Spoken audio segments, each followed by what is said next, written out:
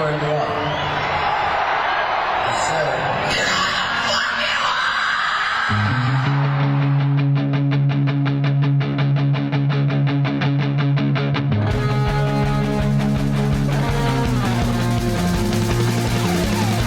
This is Appetite for Distortion.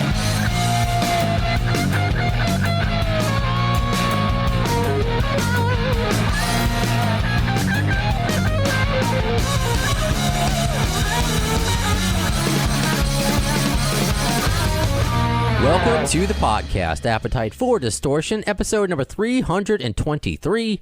My name is Brando, first episode of 2022, and boy, am I glad to even be here to have it with you. That wasn't meant to rhyme, but without further ado, let's continue the rhyme. My dear Ian, former co-host, current friend, I couldn't think of a better person to kick off the new year than just bringing you back to talk about Guns N' Roses and life and whatever hijinks we used to get into. Yeah, thanks, man. The last time I was on was with George Lynch, which was a really fun interview. Yeah. And got picked up quite a few places. Yeah, that's something I really like to do because, you and I always say it. I know you don't listen to all my episodes or any of them, whatever. You have a whole life of your own. I listen to what I can, though. Oh, I appreciate that. You see, I haven't changed. I just don't think anybody listens, but I know they do. But it's kind of like an appreciation thing, not just to have an episode with you, but when I'm interviewing somebody that I know, like someone like you is you're a Dokken fan. We did, Oh, yeah. so much Dokken talk in the early days of Appetite for Distortion. Or when I had Matt Wake on when he's a co-host to talk about, LA Guns with Phil Lewis. I just kind of want to reward my friends. I want to reward the fans of this show, which I've also done through co-hosting and so that's what's been great and why I'm just very fortunate and so honored to be able to continue this podcast. This Guns N' Roses themed, Guns N' Roses flavored bar mitzvah party of a broadcast into a brand new year and see where it goes, where it left off. Because this could be a huge year for the podcast. It will be. Let's will it into existence, the Doug Goldstein book. Okay? Because I think our first interview, Ian, our first big interview was with Anthony Bozza, right? Yes. Yeah, I was thinking that too. And I'll tell this, and whatever, And when we say big interview, by the way, he's one of those names that chances are most of the audience will be like, I don't know the name, but he's written so many books. And I should say written, I mean, he's listed as a co-writer, but at the end of the day, I think it's mainly Anthony's work and Slash, Tracy Morgan, Artie Lang, Derek Jeter, Tommy Lee. It's a huge list of people. Tommy Lee, the list goes on. So I'll tell you something right now, and I'm forever indebted to Doug for doing this. I at first I answer the phone, which I do a lot of times. If my boss calls, I think I'm fired. If my girlfriend or my wife calls, whatever, I think I'm, getting broken up with, whatever. It's just my, I'm in therapy. I had therapy today. I spoke to her via Zoom. So here's the deal. So that's kind of what's been happening with a lot of this year. With Doug Goldstein, what I've talked about, which we talked about the last episode of the podcast, is me working on his autobiography. We're Zooming like we're doing now, although this is going to be an audio only episode. We're going back to our roots to kick off the new year. So Doug called me one day out of the blue, which he did before the book was even a thing. That shows you the kind of guy he is. He was just calling to say hi. Like, that's what Doug Goldstein, it's crazy to me. So he calls me one day. He's like, guess who I just got a call from? I'm like, who? Anthony Bozza. Okay. What did he want? He's like, if you need any help with your book, I'm here. And I'm like, okay. I'm thinking in my head, I'm like, Doug, do what you got to do. It's your life. I'm not going to tell you how to live it. I appreciate, I'm preparing this whole speech in my head. And Doug says, no, thanks, Anthony, for the offer. Don't worry. I have a guy. And he's talking about me. Which is crazy when you think about it. And it is crazy. And Doug says to me, he's like, look, obviously Anthony can get it done in a more timely fashion. He has a name, but you're my guy. I can trust you. I know you don't have an agenda. I'm not saying Anthony does, but we bonded as kind of as somebody who I still have yet to meet Doug Goldstein. I met, again, Alan Niven once in Arizona, and my introduction to him was throwing up. Do you know that? I told you. No, I don't know if I remember that. Oh, quick side story. Maybe I should not go in cars anymore. This was last summer. when my fiance and I and her sister's partner, we were traveling, and we flew to Phoenix, and I asked them to do, we did whatever GNR detour we can make. You know, like we saw I don't know why it's escaping me now. It's one of the big theaters around Phoenix, maybe the Celebrity Theater. And I took a picture of it, what it looks now, and I posted what it looked then when Guns N' Roses had played it, and, you know, in the late 80s, and it was really good. You know, like little things like that. But Alan Niven, I knew, lived in Prescott from just talking to him and interviewing him, Prescott, Arizona. And I had contacted Alan beforehand, just emailed him, hey, I'm going to be in Arizona. I've never been there before. I may never go again. Would you want to meet up, have lunch? Absolutely.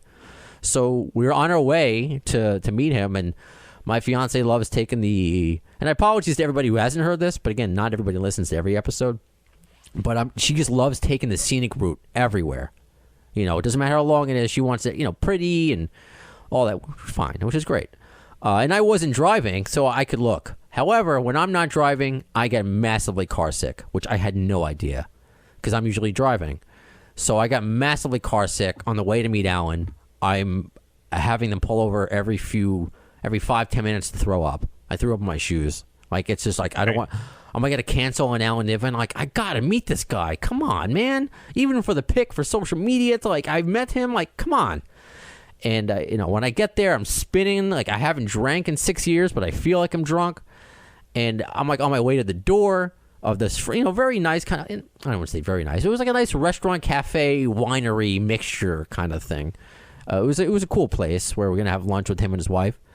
And, you know, I'm by the handicap parking, and I'm about to throw up. I'm like, instead of just throwing up the car in front of me, I decided to go throw up between 2 car spaces. And that happened to be right where Alan and his wife were sitting by the window seat. Next thing I know, I feel a giant hand on my back kind of saying, "Are you all right?" It's Alan in his New Zealand accent, which I just butchered. Because I'm looking down and I see his like snake skin kind of like Ked shoes or whatever, and I was pale as a ghost.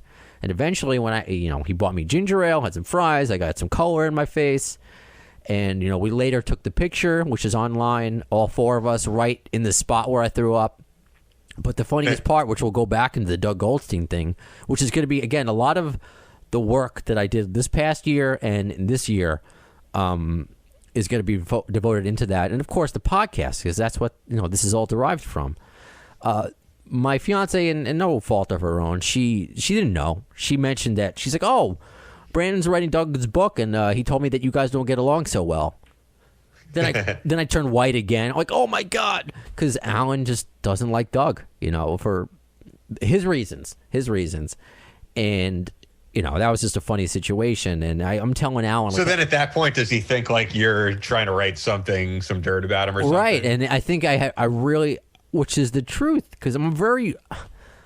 Look, I between those guys, especially the life that they've lived, I'm sure they've dealt with so many nefarious characters in their lives, and people who lie to them.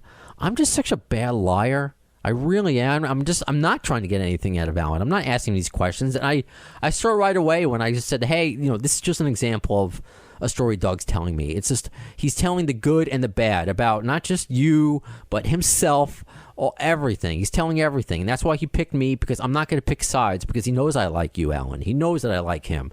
I'm just amazed that I get to go on this ride, that I get to talk to you guys.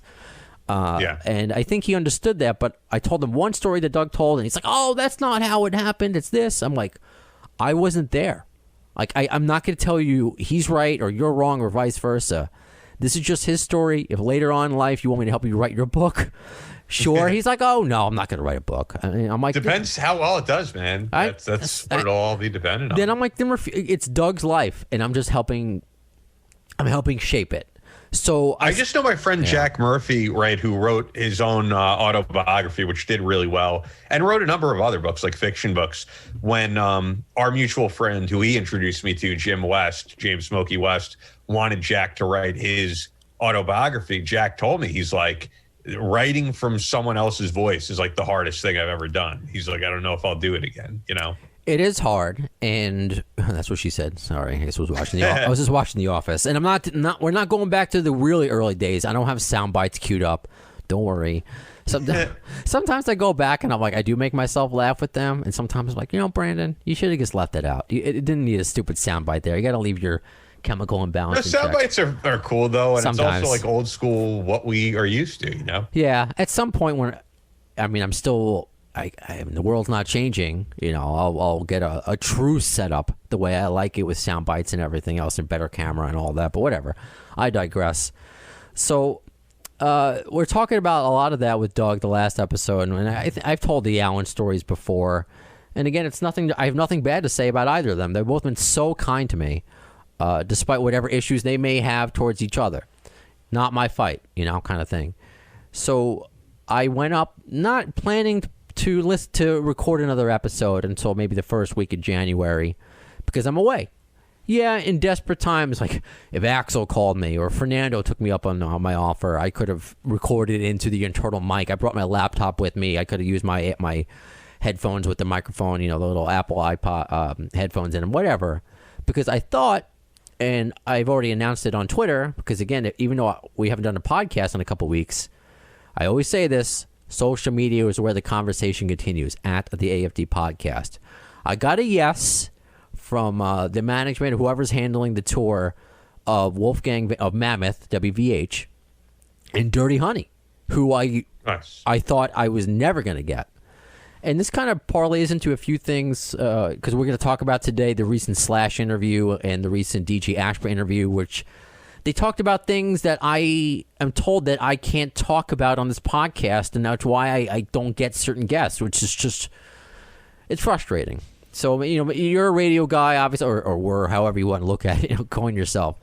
You'll give me your 2 cents on it. So this was the same person, and look, the more I talk to this guy, I won't out his name. It doesn't need to be, because at the end of the day, even though he's had to put up some brick walls, he doesn't do it, and he doesn't do it personally, and that's my problem. Sometimes I do take it personally, and I have to admit when I do, which I'll get into when I took something about Tracy Guns personally, which I apologized for. So don't let me forget about the Tracy Guns thing, which I did talk about on the, I don't know if you, since you're Mr. Podcast, the Nothing Lasts Forever podcast. Shout out to them. They had me on their show. 2 podcasts, another GNR podcast. Yeah, I did see something with them. Yeah, I love it because there's Guns and Radio, completely different than me. November Rain podcast, completely different than me.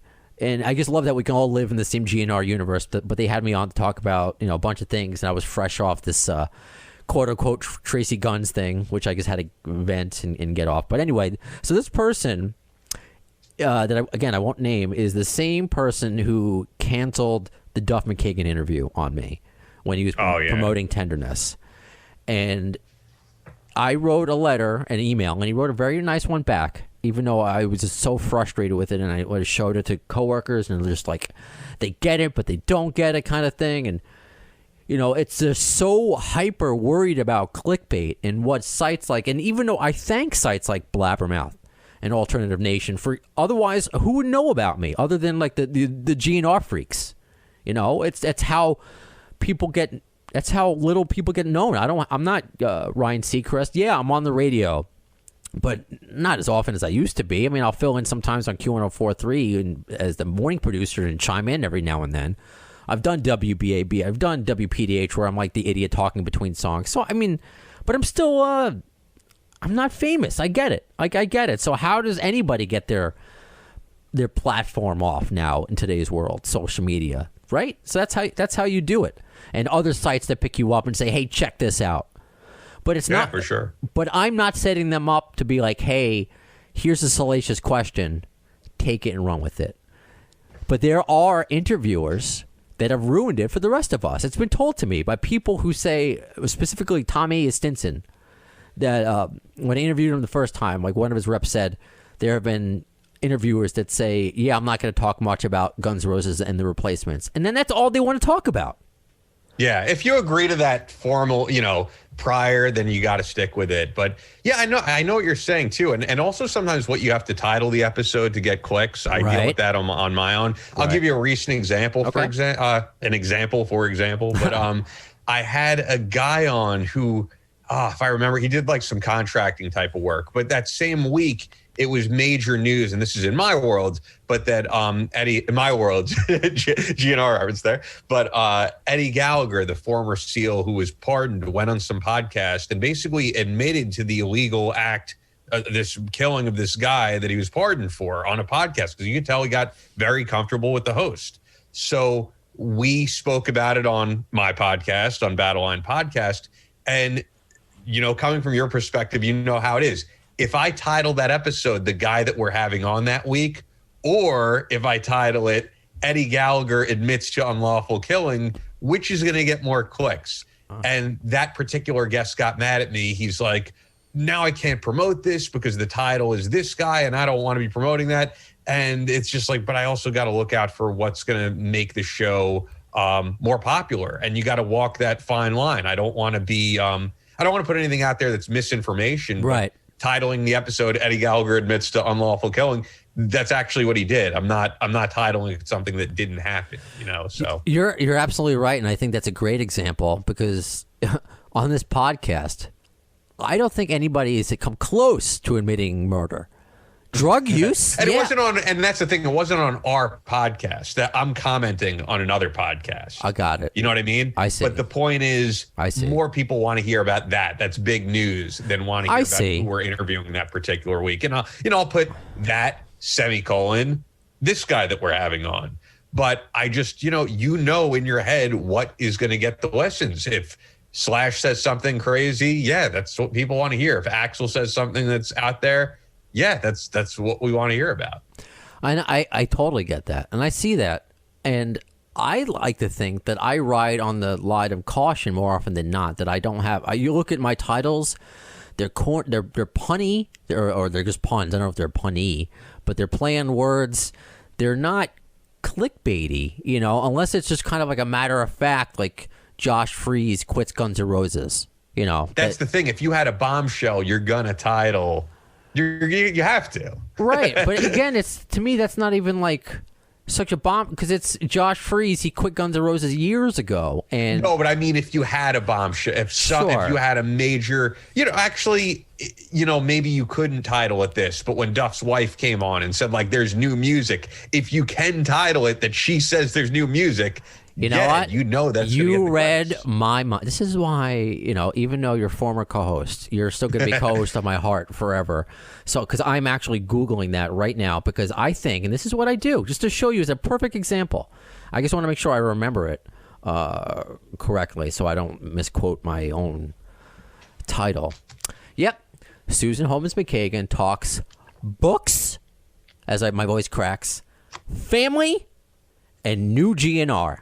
Third. So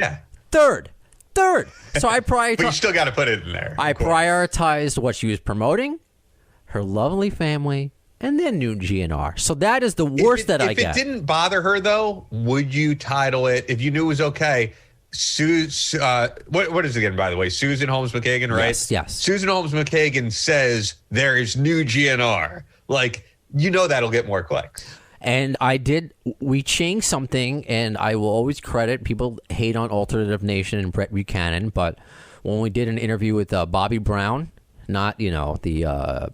No, yeah. Yeah, not the My Prerogative, but, the Warren Cherry Pie woman, she was upset with the clickbait. And I had to apologize and then loop Brett into it, and he apologized. He changed his title of his article because he's clickbait. He knows that's how he makes his money. He knows that. That's the thing. See, I don't know Brett. I know you work with him, but he is clickbait. I don't think I am, but I'm gonna go with what people will click on. But I don't want to mislead people at the same time. But I know, and he does. But he knows it, but he will always change it if asked. So at least that's kind of my loophole to be like, all right, you didn't create this monster. You're just living in this world. You know what this reminds me of that was in the news just recently? Did you see the whole thing with Jon Stewart that was trending on Twitter? Parts of it, but I didn't really deep dive into it. So I'll just tell you this one real quickly, but this is the exact same type of thing. Jon Stewart jokingly talked about Harry Potter and how some of the stuff involved Jewish stereotypes. And I didn't listen to the podcast, but in his explanation about it, he's like, if you were listening to the podcast, you could clearly hear I was joking. There's nothing serious about what I was saying. And then Newsweek put out an article that said, like, Jon Stewart bashes J.K. Rowling for using Jewish stereotypes. I saw those and headlines. He came out there, and says, like, it was clearly a joke. Right. And he goes, and I just want to tell these people, like, your business model sucks, that this is how you have to get clicks. Like, you have to just make stuff up. Yes. I completely, he is a brilliant man. I know some people might disagree with some of his political stuff, but I mean, I just think like he explains things and he's absolutely right. He's absolutely right. And that's why I don't fault this person for at this time, even though it's still, it hurts. I can't help it, not just as an interviewer, but as a fan of Duff McKagan and Guns N' Roses. I can't help it. It hurts until it, if it happens, interview him. I can't fault for the error on the side of caution. Same thing, and I put it out today. I'm putting out this episode the same day we record it. I had to take something out of an Adrian Smith interview that I did last year. And I figured it's almost a year. Iron Maiden has nothing going on. Fuck it. I haven't done an episode in 2 weeks. And I asked, a clip is like a minute something long about, him talking about, Axl didn't like GNR opening for Iron Maiden, I guess, back in '88, but it all worked out in the end for both bands. So, it's kind of like, so who cares? Everyone's happy, so who cares? And I didn't want, I'm like, because again, who am I? I don't want to start burning bridges, and this isn't my hill to die on. But today, I'm like, you know what? It's been almost a year. It's not that bad. I'm going to put it out because it's not my fault that clickbait is out there. And I understand that. So here's the thing. And that's why I couldn't get with, I thought maybe I was going to get Dirty Honey and Wolfgang, the first episode. And look, this is just to set expectations. It's one of those shorter interviews, which happens because it's meant for morning radio. But I've been kind of coaxed to, even if they bring up even though they both toured with Guns N' Roses, they kind of not go down that route because of that kind of clickbait that is not just in rock journalism. It's political, obviously. It's been going on since, but well before you and I were born. And it bothers me, and I think that's why my BA is in broadcast journalism and why I was so turned off to journalism in general and why, I was looking to be a reporter. I interned at News 12 Long Island. I applied for a job at NY1 News, and I just got so turned off by this clickbait. I'm like, just let the story be the story. And that's it. So that's how I am.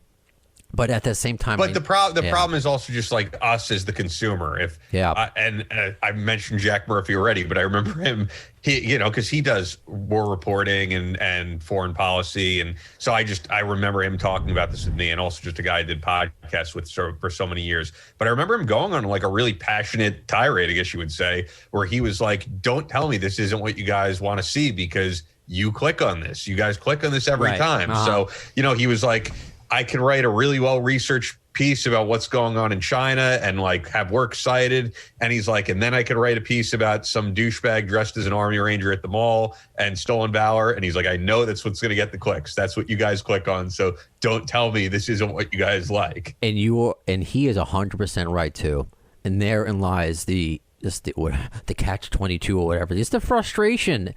And when I see the comments on Blabbermouth or Ultimate Classic Rock, and just the idiots out there, I'm just like, I'm a part of these idiots. So I just try to do my own personal, my fiance, this is my own way of doing it. My fiance composts and recycles, and I'm an asshole. I never did that before her. I'm just like, the world's too big. But she's like, I got to do it. I got to do it for my own, for my own sanity, to make sure I'm doing my part in the world, and hopefully other people do. Yeah. So I'm trying to do the same thing. I'm not trying to sound preachy here. But at the same time, this method, whether it's the fault of the websites, it's the fault of the consumer, it's prevented really awesome interviews from happening.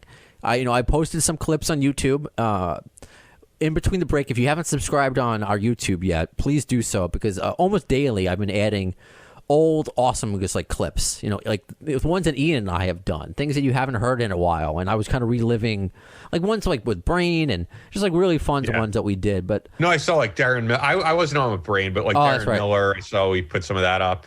I gotta cut that one. I've been meaning to. I don't know if I have cut that one. Or did I? He's great too. That was actually one of the last concerts I saw before the whole pandemic. Okay. Actually, the same night Kobe Bryant died, believe it or not. I saw 96 Bitter Beings in Queens. Oh man. And yeah, they're doing great stuff. But yeah, I remember like that interview. Some of that is up there. So I want to put a lot of things up, and as I'm cutting up actually a Frank Ferrer interview, and kind of was almost crying to myself like, is this the last current Guns N' Roses member I'm ever going to interview?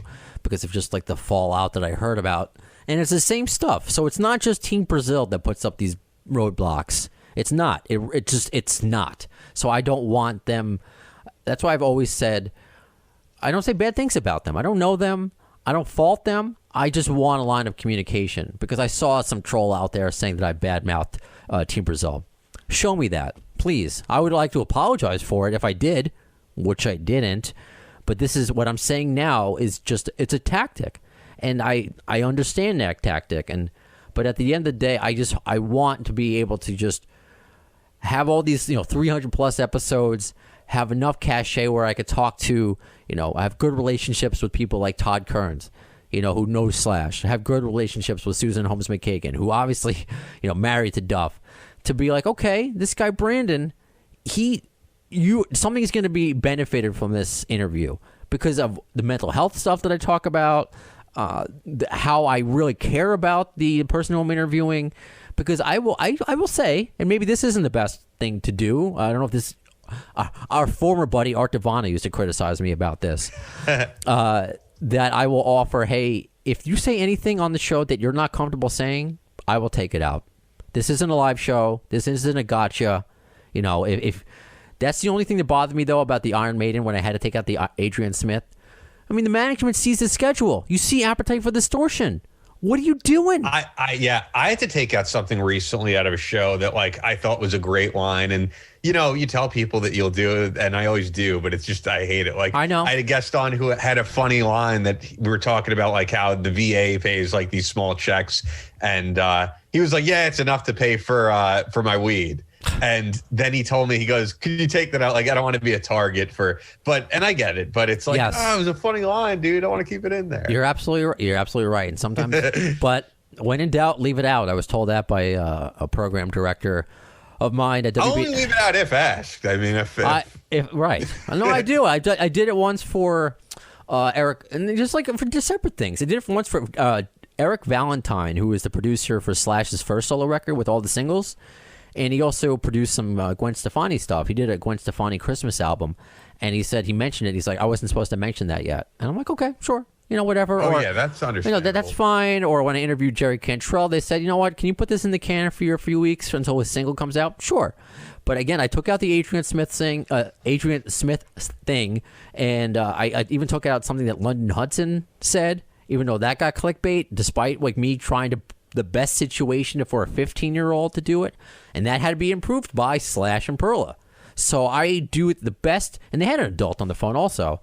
I did it the best situation, that's what I've been trying to do. So I'm just, whatever it is, I was just so happy that this person who, it was years ago that the Duff McKagan cancellation happened, that this person also works with Dirty Honey, and I couldn't get them through my job because they were too close to Slash at that time.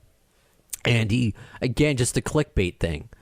And I'm like, it's not that I'm going to focus on Guns N' Roses. Like, that's always something that I if I can convey that, if I give them the right episode as an example, like it's, otherwise I'm just a person with a podcast, which is a million of. But Appetite for Distortion just separates me. Battle Lines of podcast, it's like you have your hook, it's something. I think that's a little bit more specific too, because if I was just a rock podcast, there's so many of them, so many metal podcasts. Like at that point, I don't know, I would be sick of it. So I like the GNR hook to it, and I like the way that, we've done it. We started a little bit at the beginning, Ian, where we did a whole episode comparing November Rain to Estranged, really nerding out. But then we kind of deviate, and I think that's great. I love being able to do that. So whatever, I did ask, like, hey, can I ask one question GNR question to Mark and to Wolfgang? Do you have to? I'm like, all right, if you really don't want me to, I'm not going to do it. Okay. Yeah, it's usually being overprotective because they're not the ones who are going to worry about it. I've had so many situations like that at Sirius where, they're worried if you ask about something, but it's usually not the artist themselves. And then I felt bad for the guy, actually. He's like, you know what? Then I had to take the emotion out of it. I know I got to be the bad guy. And then I also know, and I've heard this from other reps, that there are people in my position that will scream and yell and get mad and get angry. I will get frustrated, but I will not yell at you. I will not call you names. Again, unless you're malicious to me, that's just not the kind of person I am. I react maliciously, which I try not to. I try to be a bigger person now. But unless you go out of your way to be mean to me, that's not something that I do. So that ended up being postponed. It was supposed to be this past Friday. So what? That would be the 7th. And it ended up being postponed. I don't know why yet, but that should be rescheduled. So I really look forward to talking to Wolfgang Van Halen and Mark from Dirty Honey to be able to be given that opportunity.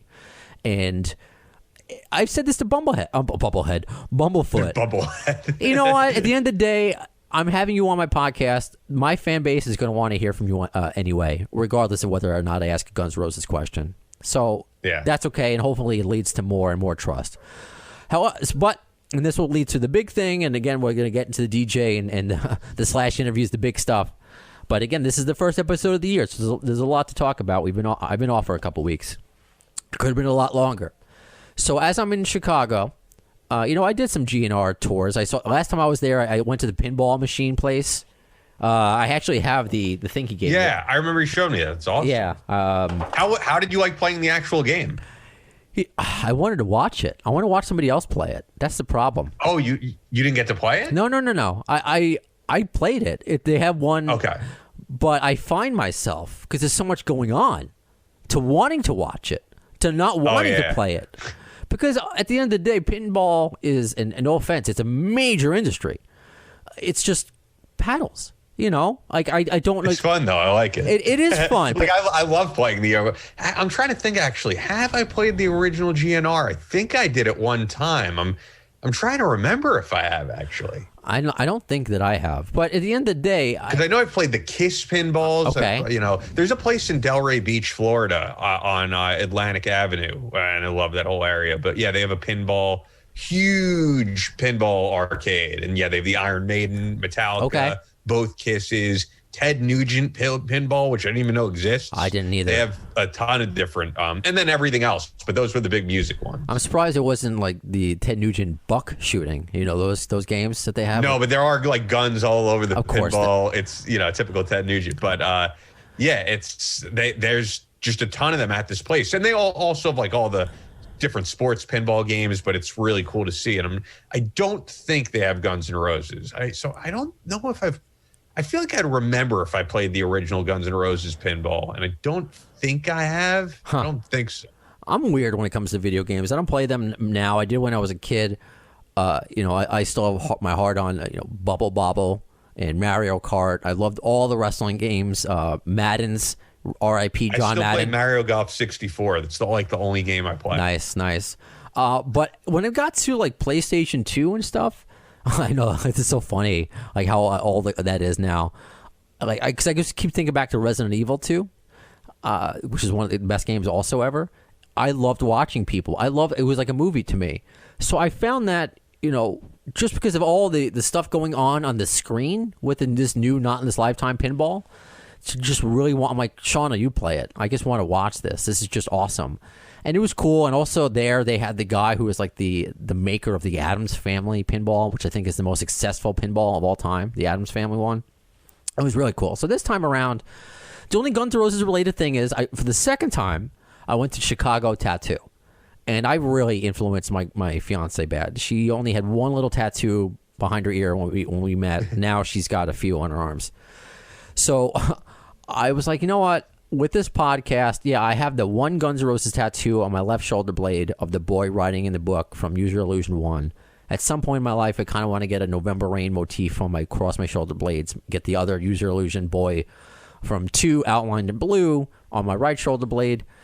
But I'm not like walking around with my shirt off. I'm not a dude bro. I was kind of raised on Long Island, but I'm not a dude bro doing that. I also don't have the body for it. So I was like, you know what? I have a spot like maybe there really is a cool Guns N' Roses tattoo that I can get, but I don't want to just get the words Guns N' Roses. I don't want to get lyrics, and it's no. I love there's so many great artwork out there. That's just not my personal style. I want to get something that looks like a piece of art that could be hung up, just like User Illusion, which is it literally is a piece of art. It was made by Raphael, which we all know, School of Athens before Guns N' Roses. Same thing with Appetite for Destruction. Now, the cross itself is not. Everybody has the axle cross. It's, me being a Jew, I don't know if I would get a cross. That would be confusing. So I'm looking at the actual Appetite for Destruction painting by Robert Williams. The controversial one, we all know that stores wouldn't carry it. They had to put it on the inside pocket, inside sleevelet, whatever you want to call it. And I want the big red guy. I'm like, that's really intense because I'm also going for a couple hours. I'm not going for a 6-hour session. I'm not going for 8 hours. I want to get like a 2-hour tattoo. And I'm looking at that robot, and I'm looking at my arm. I'm like, it's kind of horror looking, but I'm like, and I'll be flat out. It's like the robot, if you look at the painting, raped a girl that was selling robots. And then you see that giant red monster with like the knife teeth coming at him to kill him. But everyone's familiar with the robot. When I just showed you now, you were like, you associated that with Night Train. That's how they sell the Night Train membership. Yeah. They use it a lot. So they actually put a Night Train beer bottle or a wine bottle in the robot's hand for Night Train. So when I eventually asked for the tattoo, I guess I said, don't do it without the beer bottle. For Father's Day, they had that robot using a grill. So they've cartooned that robot. But I was like, I said to my fiance, I'm like, look at this picture. Is this offensive? Am I getting a rape robot on me for the rest of my life? I don't know if I could do that. So that's why I posted on social media that, should I get this tattoo? The responses were like 95% positive. There were a couple saying like, of course. I wasn't sure. In today's world, I don't know. There were a couple people like, I wouldn't get that. That the robot is the assailant in that. But I'm like, I was getting it from, female listeners, everyone. It was just nothing deterred me from that. I'm like, okay, I would have gotten a lot of social media backlash if this was going to be a problem. However, I still went out of my way. I did the extra step by asking my fiance's sister, who's like, she's a social worker, super feminist. She just everything. She's a great person, but she would tell me if this was offensive. And I was like, I look at it. She's like, so you're gonna get the rape robot? I'm like, just read up on it a little bit. Because at first, I'm like, yeah, your first reaction. I want you to have that first reaction. Read up on it and just tell me what you think. And she's reading. Yeah, but if she just saw it and didn't know GNR, she would just be like, oh, it's a robot. Exactly. She's like, are you getting the woman tattooed on you? No. She's like, who cares? That's awesome. She's like, that's all. I'm like, all right, then there we go. So I just thought that was kind of funny. So, and by the way, my fiance, she just got a bow, like your bow you put in your hair, tattooed on the inside of her bicep. And as soon as I said, oh, look, a Bowflex, she's like, oh, because he wasn't sure she was going to get it. And I was like, if you put it on your bicep, it'll be a Bowflex. Now she's like, oh, now I got it. She's nice, like a nice blue bow on the inside of her bicep. So, okay. So Chicago trip was great. We were probably gonna stay for she was up there earlier because she's a dance teacher, and by the way, Zoll has a point to it, and I'm sorry if some people, whatever. I've been off for 2 weeks. I need to talk and lead up to this. So she went up a week earlier because she's a dance teacher and they get 2 weeks off. I didn't. That's when I was covering for Q1043 in the morning, producing and being able to talk about the podcast on the airwaves in New York City, which is awesome. And so I decided to drive up. Because if for those who don't know, haven't listened to all 323 or 24 episodes, whatever this is, 23. See, I forget already. That I have a disability. I have demyelinating peripheral neuropathy. I wear leg braces. I walk with a cane. I use hand controls when I drive. I walk with a limp. Most people just think I've gotten this without going down too far of a rabbit hole. People think I walk like a certain ethnic group. Like some people just think I've been told like it looks like you're walking black, or some people see me with the cane and they just think it's part of my shtick, like I'm some sort of pimp, because they don't usually see like a 30-year-old Jew with tattoos with a cane. It's just like it's not. They just think it's part of my shtick. I'm like, no, I'm really handicapped, so I'm just uncomfortable taking a plane by myself, carrying stuff, going through security, all that. I'm just with the anxiety of it. On top of that, with my normal anxiety. I'm like, you know what? I've been waking up for 2 weeks straight for the morning show at 3 in the morning. I'm just going to wake up I'm just going to wake up. My natural body clock's going to wake me up early and just drive. I did. I was on the road by 4 or 5 a.m., made it to Chicago by 5 p.m. And I'm telling you, as a podcast person, I only do a podcast. I love listening to Guns N' Roses the whole way within the mix of my own playlist. It was just the easiest 13-hour drive, if it could be one. And I left early enough. It was great for a 13-hour drive.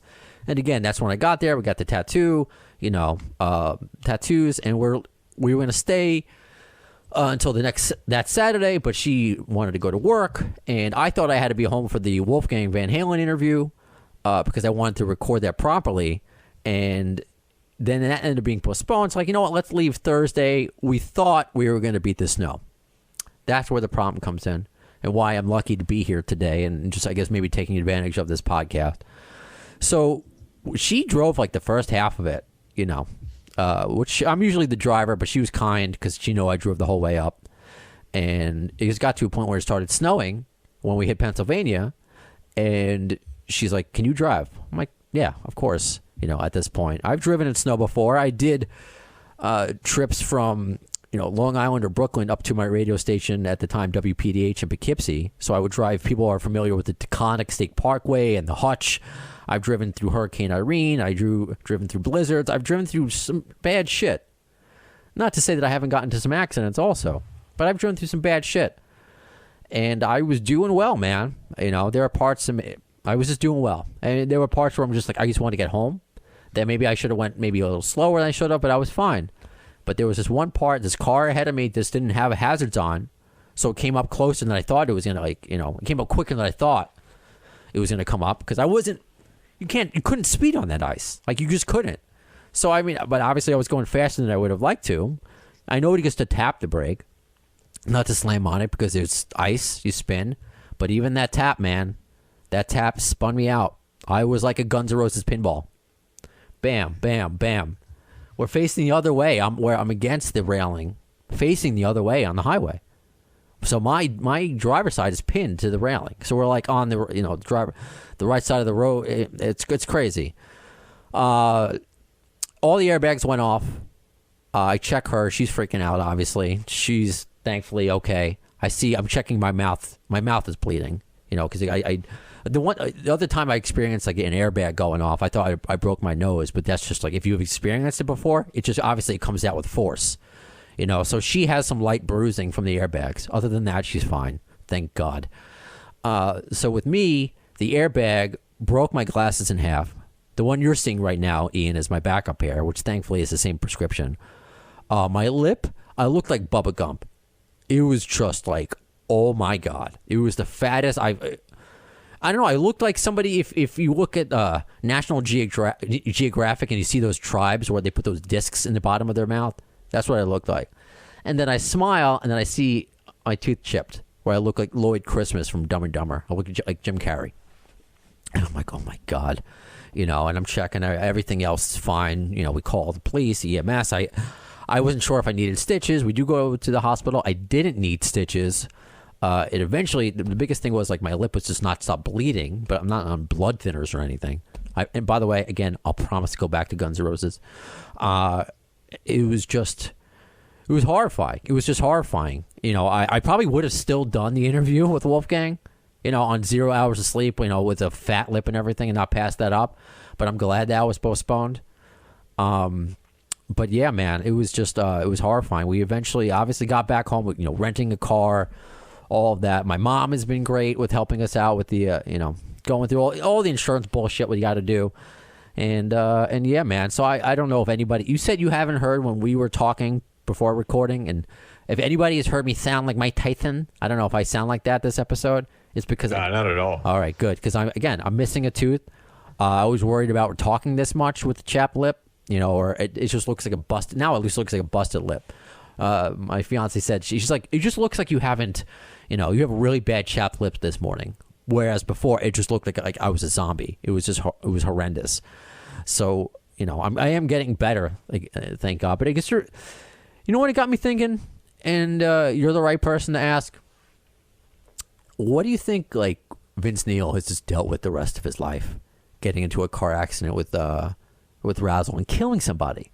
That's what but he was completely unscathed. I know. I wasn't drunk. I wasn't high. I wasn't any of that. I know he was under the influence.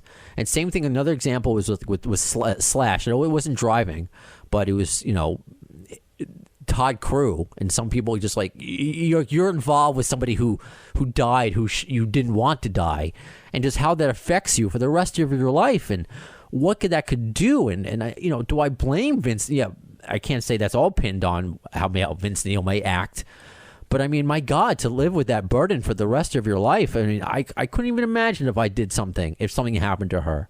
It was just horrifying. So I'm just glad to be here and talk to you guys. I posted something on Twitter. Thank you for all the kind words for people who responded, because I just wanted to let you guys know, because I usually do an episode a week, but obviously I needed to take a few extra days to record the kickoff of 2022 for this one. And I think you're brought up to speed with everything before we get into the actual meat of everything. Glad you're okay, man. Yeah, so craziness. We'll see when I get my tooth back. I am testing it out, just Zoom with you, Ian. Again, this is just going to be audio-only version, which you still can get on YouTube. There'll be a pre-toothless picture of me, or a half-tooth, whatever. Maybe I should have put that should be the picture. I'll make that on YouTube. Maybe just Lloyd Christmas. Maybe that'll be just the picture of. That's what people will imagine. Whatever. But you can still find this episode on YouTube, but it won't be a Zoom watched episode. But the next episode, which I will tell you now, in case I ever forget, we're going to have back on for a third time, Ariane Buehler, who is an amazing designer. You are probably familiar with his work for Guns N' Roses. Done so many of the lithographs. If you have watched my Zoom interviews, I have the Hawaii lithograph behind me, the skeleton hula girl. I also he did that one. He did just like so many of the Mexico ones. If you go on litherati.com, which categorizes all of them, catalogs all of them, was probably the better word, you could see all the work that Ariane Buehler did. He also was nominated for a Grammy for the box set that Guns N' Roses did. He also did the Shadow of Your Love video. I mean, he works with Bob Marley's estate. He works with the Rolling Stones. So there's a lot of great stories in the first 3 episodes that we did. But the 4th episode is going to be on Zoom, where we get to look into his studio. So that's going to be a lot of fun. So I'm testing out Zoom now, where I can hide my face kind of behind my mic, so I don't feel as self-conscious about it. So look forward to that. But it's going to be, I just don't know. I sent out some interview requests today. I also just I was just kind of slacking. I was working on Doug's book a lot in Chicago, so I got to catch up. I know a lot of you are catching up and listening to the podcast, but I got to catch up on my end too. So that's my little, transparency, fourth wall, everything that's going on in the world of Appetite for Distortion and Brandon / Brando and whatever. So yeah, Ian, amidst all of that, it didn't stop me from tweeting about Guns N' Roses or talking about Guns N' Roses on Facebook or Instagram, on Twitter. So which one do you want to talk about first? Do you want to talk about the DJ Ashba interview first, since you heard that one? Yeah, if you want, because the thing with the Slash interview, from what I saw, I think the only place you could find the full interview is in the magazine itself, right? Have you read the interview in its entirety? I've just seen different parts here and there. I read some of the transcriptions, kind of like glossing over it. I'm not. But that's what I mean. Have you seen a full transcription? Because I haven't. It's from Classic Rock Magazine, so But I think you need to have the physical magazine, from what I've seen. I could be wrong. I don't think so. I'm looking at it right now. Okay, then I haven't seen it. The Ashba interview, I listen to Eddie Trunk almost every day. So Eddie Trunk, I happened to be in my car. I didn't even know Ashba was coming on. And I heard the entire interview pretty much. And I was actually going to text you to tell you that he was talking a lot of GNR, because I expected him to talk, 5-10 minutes of Guns N' Roses. But there was a good, 30 minutes of Guns N' Roses talk in there, because he came over Eddie's house. See, and Eddie, you know what? He deserves that, and I'm grateful for him for coming on my podcast. And I know, because a lot of people have opinions about Eddie, but you know what? He's a trailblazer, whether you want to or not, want to admit it or not. He really is flown that heavy metal flag high. I know he may be stuck in the 80s or whatever, but he's just he's a local legend for us. He's just I think that metal show was great. It was corny at times, but it was of course. But I'm corny at times. Great. So but he's like a true nerd for this music, because I sometimes talk to friends who work in rock radio. Yeah, sure. And behind the scenes, they'll be like, I'm not really that into this anymore, but that's the gig they have. Like, right. When he gets passionate, like he says it all the time, like, this is not fake. Like, when someone calls and they are like, Eddie, what's going on with Styx? And he gets furious about it, because he's like, if you're a fan, why don't you go to the Facebook, like, go see them? Like, he really is passionate about it. And I think that's why I admire him in that respect, because that's how I am. I'm just passionate about it. There's no bullshit. I'll tell you when I don't know something. I wear all my flaws on my sleeve now, along with my robot tattoo. So I can understand why I've never heard back from DJ Ashba, and why DJ Ashba will go over Eddie Trunk's house. It's just one of those things where DJ doesn't do a lot of interviews, but it's kind of like what Bumblefoot avoids. It's like, people want to talk to you about Guns N' Roses, but it's not Eddie Trunk's fault that people are picking up. If you want to call it clickbait of it's DJ saying I wrote 8 to 10 songs for Guns N' Roses, or why I bowed out of Guns N' Roses, and people were writing angrily saying, who's DJ? And, you have to read through the lines and listen to the interview. So you tell me, since I didn't hear it, I only read it. What did you think about it? So, say that again. What did I? Oh, yeah. So what did you think about the interview, since you heard it and I only read it? Tell me what your thoughts are. Yeah, I thought it was a really good interview, and I thought he had a lot of interesting insight. I felt like he answered things honestly, as far as I know. I mean, we don't know exactly what goes on behind the scenes, but he had complimentary things to say. How he said Axl's an extremely loyal guy, that he has his guard up a little bit, but once you get to know him, if he likes you and he respects you, he's going to be loyal with you till the end. And then he was candid about other things. And I'll be honest, I did feel like Eddie dissed him a little bit, in that he has his new EDM guitar stuff out, which he's calling, I think he said GDM, like guitar dance music. Okay. And I could tell DJ wanted Eddie to play one of his new songs. And Eddie made some comment where he was like, well, my audience is going to kill me if I play any EDM. But, that's also partially Eddie. Eddie is very, unlike me, for example. Eddie only listens to rock music. Right, his mind is just on that. And I've listened to Ashba's new stuff, and although it's not something that I'm like, oh, this is amazing, gung-ho about, it's cool. I dig it. And I think some of Eddie's audience would have dug it. And I think it's cool that he's doing new experimental things. I agree with that. Look, I'm not a diehard DJ Ashba fan, but I'm also not one of these people who bashes him all the time. I respect him, trying out new territory. I agree. I agree with everything you said. This quote, though, is interesting, and maybe you can help me put it in perspective, since you heard it in full context. He said, I've never been great at playing other people's stuff. It's never been my thing. I mean, then why were you in Guns N' Roses? So that's how that goes through my mind. I remember him saying that, but also keep in mind, I think his favorite thing is to do the writing for 6 a.m. And I think he is primarily a songwriter, because for those who don't know, who don't nerd out and look at the liner notes of things, that last Motley Crue album was pretty much like a 6 a.m. album in terms of the writing. The writing with those guys in 6 a.m., like Tommy Lee and Mick Mars and Vince Neil, did very little of the writing. I think Tommy Lee had 1 or 2 songwriting credits, Mick Mars 1 or 2, and the rest were all DJ AM and Nikki Sixx and that other guy, Michael, the other member. I don't remember his last name. I think it's James Michael, isn't it? Okay. Yeah, I just don't remember. So James Michael, they wrote the album primarily, but also, when you say, why were you in Guns N' Roses? Look, if you get offered the gig, who's going to turn down being in Guns N' Roses? And he seemed very appreciative. He was like, there's no greater fan base. Love them. So he was definitely, to me, a little bit the opposite of Bumblefoot. I feel like Bumblefoot doesn't put that out there, that he appreciates the fan base and being a part of this great band. DJ Ashba seems very appreciative of that. Yeah, I agree with that as well.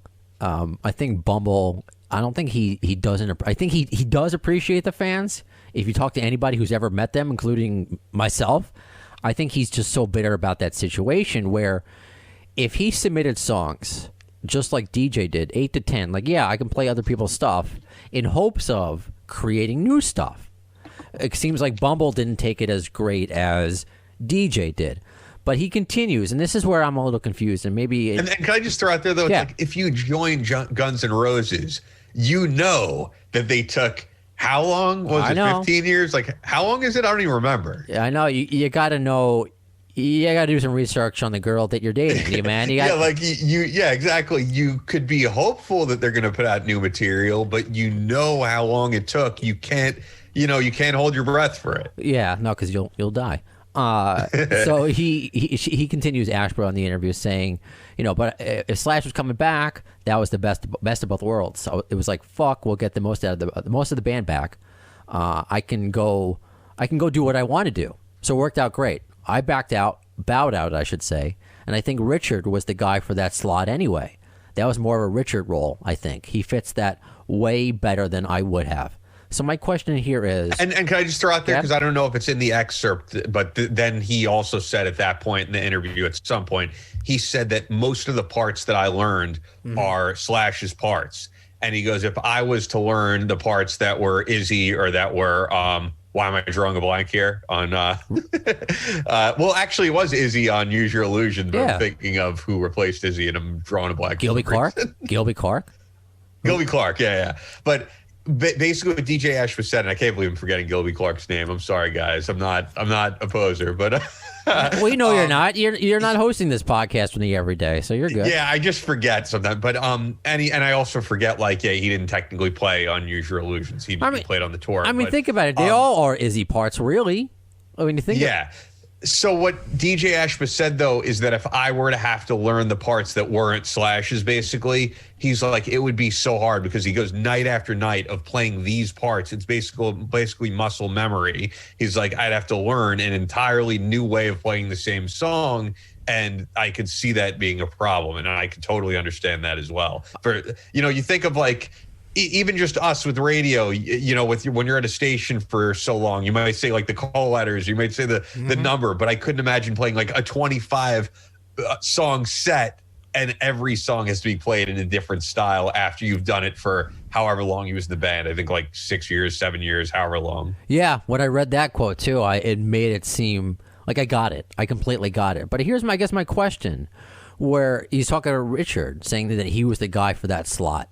Does that mean there was only one slot available? That it was going to be Richard or DJ? Or were they going to go through a 3 attack? Or is it going to be Richard, DJ, and Slash?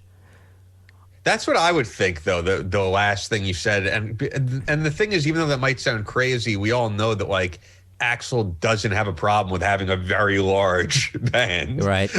We know. And previously, Guns N' Roses did have 3 guitarists. So why would it be so crazy to still have 3 guitarists? And let's be honest, does Guns N' Roses really need 2 keyboardists? No, but they do. Axl doesn't seem to mind having a huge band up on stage. So maybe have them both. I don't know. I think Slash would have minded having 2 other guitarists, because that was kind of one of the reasons why, Zakk Wylde didn't work out. Slash is the lead guitarist. He's not going to split. Doug Goldstein has said this, that Slash didn't want to split leads with anybody. But, dude, how weird would it have looked with Slash's hat next to DJ Ashba's Nightmare Before Christmas Slash hat? That would have been they'd probably tell him to drop it at that point. Right? Come on. That would have been a cartoon show. I mean, I just tweeted out now. I mean, at least for one show, I'll do it. Slash, DJ, and Bucket. Let's have a cap off. Let's have a hat off. Let's do it. That I could deal with. So all right, I was wondering. I'm no way, because I've heard that too. Axl's a loyal guy, so there's no way that he would have picked Ashba over Richard. So it has. I wish Eddie would have asked him that, because Eddie was asking a lot of good questions. And Eddie also gets. Honestly, Eddie really knows his stuff, but at the same time, he gets a few things a little bit wrong, in my opinion. So do we all. Because, for example, he said that when the reunion happened, he goes, people forget that Duff was in the band and Slash was basically the only one joining. And it's Duff played several shows with them, but almost seemed like he was in there for Tommy Stinson just to make up some shows while Tommy was gone. Right. I don't think anyone looked at Duff as a full-fledged member. People were like, oh, this is cool. The same way that we got to see Izzy on stage for a few shows. Right. So I think it's a little bit misleading to say Duff was already back and the only member who came that we were waiting on was Slash. I agree with that. The only way you can phrase it that we were waiting on to not hate Axel anymore or whoever who was, or vice versa or whatever it is, it was to get Slash at least just to talk, to get mom and dad back together. But you're right. Yeah, Duff was not, I never looked at that as a full-fledged member. He was just being a good sport and helping out Tommy Stinson. When he... Yeah, if the reunion would have never happened, right, and they did another tour, I would have expected to see Tommy Stinson back on stage. Yeah, man. And what a great dude he is. He just did a great interview, a print interview with our buddy Matt Wake for AL.com. And I hope to get Tommy on again. When his new album comes out, it's I think that's when it's going to happen. When he has a new album to promote, we'll get Tommy Stinson back on. And he's just another example of just like, I hope... I have no idea if DJ ever received my my interview requests, but it's kind of the same thing. I would allow him to play his EDM stuff on my podcast. It's fine, and I'm not going to sit here. I say everything I think in context. Like it's like what I make fun of DJ Ashba's hat. Like I'm a bad guy. No, I obviously I was a fan. I thought that first 6 a.m. record was phenomenal. I loved it. So when he was asked to join Guns N' Roses, I was super excited. I just happened to be turned off by the hat.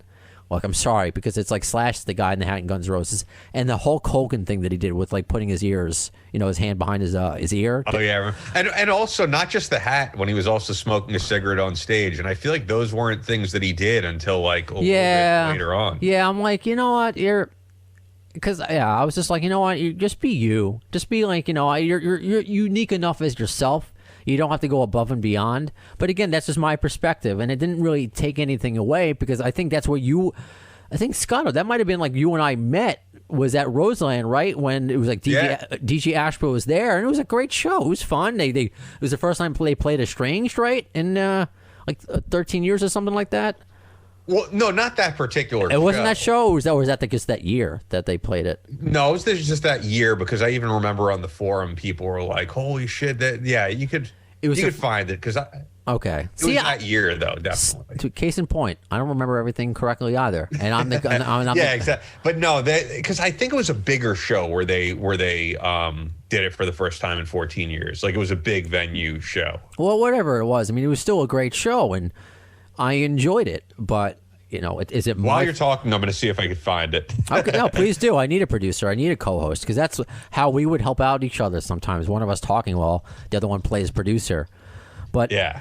So I would love to talk to DJ about 6 a.m. and talk to him about Ashba Water. I still love it's in my Facebook memories. It made me laugh the other day. Your picture in front of the Ashba Water.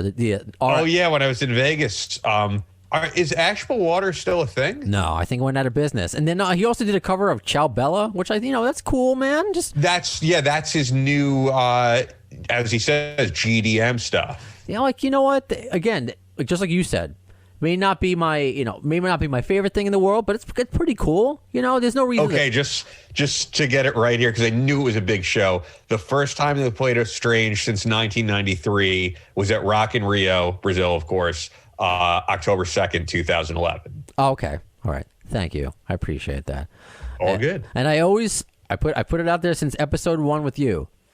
If I get something wrong, when I get something wrong, obviously I don't have Ian here to correct me all the time. Send me a message. I'll correct it the next time. Like, I'm sorry. I'm not. Look, Eddie Trunk doesn't smoke weed.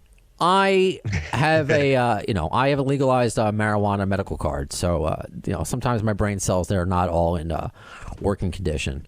So, okay, so we have that. So the DJ interview. Do you have anything else to say on it? Because that was the only thing I really wanted to clear up. Like, is it either or with Fortis, or was it a 3-guitar attack? So it seems like that just was not specified. That it was probably going to be DJ, Fortis, and Slash. And you know what?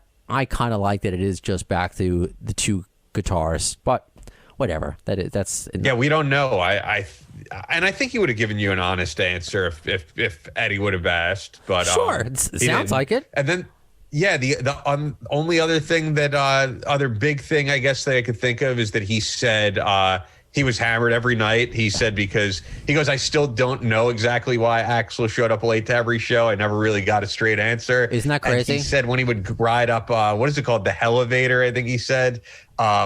He said like, yeah, it was kind of scary because I just drank a whole bunch and you could fall right off that thing that goes way above the drum riser. And yeah, he said we would start drinking at like 10 or 11 and we wouldn't go on stage until like midnight. So he said I was hammered most of the time. Isn't that amazing that people in his own band don't know why? And, you know, Doug Goldstein in the book that's going to come out is going to give you, like, during his tenure, you know, why, the reasons why he was late, you know, and some specifics, some overalls. So going to Slash now, his interview. He said a few interesting things before we go into the new music thing, which is obviously, I guess, the most interesting. That he talks about Izzy, you know, which was very surprising that he was resentful when Izzy left Guns N' Roses. He thought we were going to die. And you know what? I mean, he thought he was going to die too. That's why he left. So, I mean, wow, for Izzy just to leave that lifestyle all these years later and just like for mental health reasons, for health reasons, just like, wow, what an inspiration this guy is. He was as bad as any of them, man. Mr. Brownstone. And yeah, Slash, he continued doing it to himself and almost died. So, I mean, that's honesty that Slash almost quit, you know. But he went into why they couldn't meet, quote, meet eye to eye for this reunion. And this news was broken on my podcast when Alan Niven came on the first time that Izzy showed up to a sound check, or it might have just not even been a specific sound check. It may have just been showed up at the arena when to meet the band or the team or whatever, and turned right back around. And that was the first time, like, whoa, Izzy was going to be a part of it. And it was shortly after that Izzy. This was shortly after the only interview. Axl's done a couple. I think he did the one with like Mexico City TV, and then he did one with the China Exchange. But the Mexico one is the one that he did with Duff. And he talked about, he's like, I don't really know what's going on with Izzy. He's got his own things going on. And that's when Izzy tweeted the next day, and since it's been deleted, that, you know, bullshit, they didn't want to split the loot equally. So, yeah. I mean, do you believe that's still the case? You know, it's still a money thing, why Izzy didn't want to be a part of it?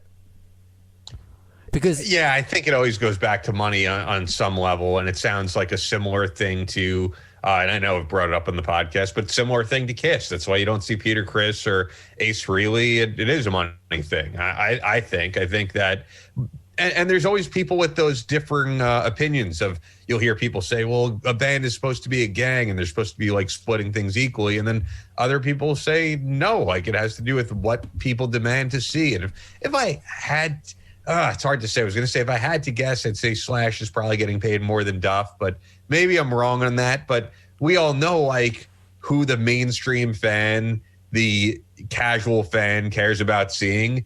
And the casual fan, quite honestly, just cares about mainly Axl and Slash. If they see them both on stage, they're happy. How many people have said to you when you say, I'm going to see Guns N' Roses, oh, is Slash there? That's what they want to know. Is it Slash or just Axl and other guys? You're absolutely right. And our Guns N' Roses hardcore fan base doesn't want to hear that. But we said this since the beginning of the podcast. It's the truth. When I saw 3 Guns N' Roses shows this past year or last year, what were people dressed up as going to shows? They weren't Slash and Axl. No one was dressed as Duff. No one was dressed as Izzy. Not even Buckethead. You know, I'm telling you, it's mom and dad. It's Axl and Slash. Those are the money makers. It is what it is. And to the general population, we understand. You know, there's like, that's why we have a podcast going on 300 plus episodes. It's true with so many bands. I mean, when Black Sabbath reunited, people were like, "Oh, it's not a reunion. It's not Bill Ward on drums."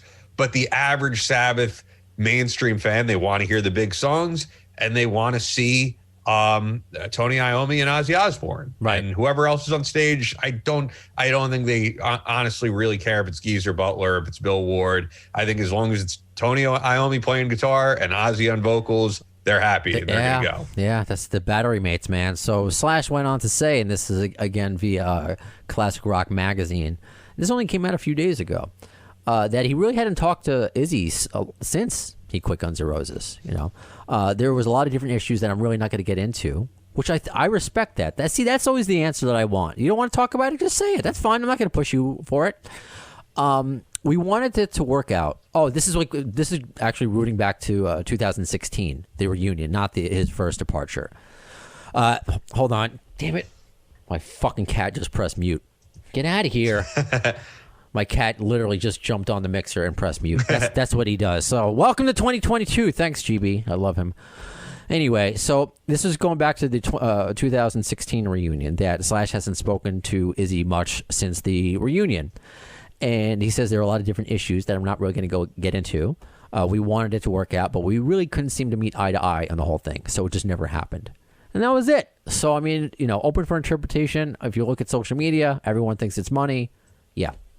And I guess the big nugget is, and the thing that I'm not allowed to ask about, which is, which is why I was asked to take down the Frank Ferrera interview, when my buddy at Mark at Golden Robot Records asked him this really roundabout question about what if a band like yours, currently concocted, got into a studio and made new music, what would it sound like?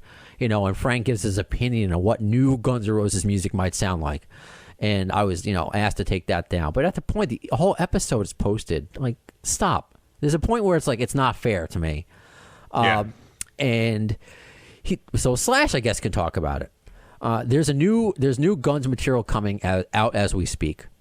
And we'll probably keep putting it out until the entire record's worth of stuff is done and to put it out solid. He says, it's cool. I really enjoy working on the stuff and having a good time doing it. So I guess that in itself is great. We knew more stuff is coming, more than Absurd and Hard School, which we really didn't get much. There was no press release, so we didn't know it was coming. It kind of just happened. Yeah. The question is for this, though, is this what we want to see and hear, which is we want Axl, Slash, and Duff and the other guys in a studio working on new material, brand new material, not reworks of old stuff that Axl and other guys wrote. And that's what we want to see. It is it going to live up to the expectations of what we hope? See, yeah, that was look at this. Simpatico. Same question. And GB, if you press the mute button again, I'm not going to give you catnip later. That goes back because he did an interview before that. I think it was another print interview where he said they hadn't been in a room together to write music the entire tour. And I was like, what the fuck? Like, are you kidding me? And they technically haven't. We know how things are nowadays. It's very easy that Duff recorded those parts on his own and sent them in, and Slash recorded it. There's so many collaborations where the artists never even meet. Well, that's different. Maybe that's me falling for semantics. You don't technically have to be in a Zoom room together to have some sort of communication, because I think back in the day. Yeah, but it's not the same. It's not the same, man. I want them to be in studio together. But they didn't really do that back in the day sometimes either. But that's not classic stuff we know they did. For Appetite, not for all User Illusion, not for all of that. But for most of Appetite, well, actually all of Appetite, we know that they wrote like a traditional band writes. Well, my point being was I took it like they are not working on any completely organic new material as a band, which includes Duff and not just Slash and Axl and Duff, but Melissa Reese, Frank, Richard. I want this band to make new music. I agree, but I don't consider I don't know if you do. I don't consider these last two songs organic new material. These are reworks of older things that they weren't really involved in. Well, that's a whole other discussion too. So first we got Absurd, where Silkworms. I don't know if we talked about it early on in this podcast, but I mean that was just a song I heard maybe once, twice live, and those leaked versions. I'm like, what is this? Axl's doing LSD. This is just like early stages of Chinese democracy. He's really experimenting. This will never see the light of day. And then it comes out, and I can't believe that I like it. I know it is so weird. I know it is so different. Maybe it's because my fiance likes the line I didn't want to say it. Pussy full of maggots. So but it's like seeing how Axel clearly loves singing it on stage. Like I saw it. I was there. He loves it. So I by the way, I was there, but I was in the bathroom. Yeah, good job. The one song that I missed. Yeah, good job. Yeah, goes to a Guns N' Roses concert, misses the new Guns N' Roses song. Hey. And to my defense, for those who remember the set list, it was because, and look, it's a long set. You're going to want to go to the bathroom at some point. And when Duff did his Iggy Pop cover, I'm like, okay, this is a good time to go to the bathroom. No. And you don't know what you're missing next. Two mistakes there. Here's your, I'll forgive you because, yeah, I brain farts all the time. Gilby Clarke, you forget that name, fine. But there's two things here. Every Guns N' Roses fan knows the bathroom song is Knocking on Heaven's Door. That's just because it's going on. But I like seeing Knocking on Heaven's Door. I don't really care that much about seeing Duff do a cover. Yeah, but Knocking on Heaven's Door, you got time if you got to take a shit or something. You know it's going to be a good 9 minutes, 10 minutes. Anyway. I had no idea that they were playing a new song. That's the thing. Well, so. I mean, nobody really did. There were the leaked No, you did because you saw them play it prior. They were leaked set. Oh, yeah, I guess at that point. But the first one that I went to, which was the Hershey Park show.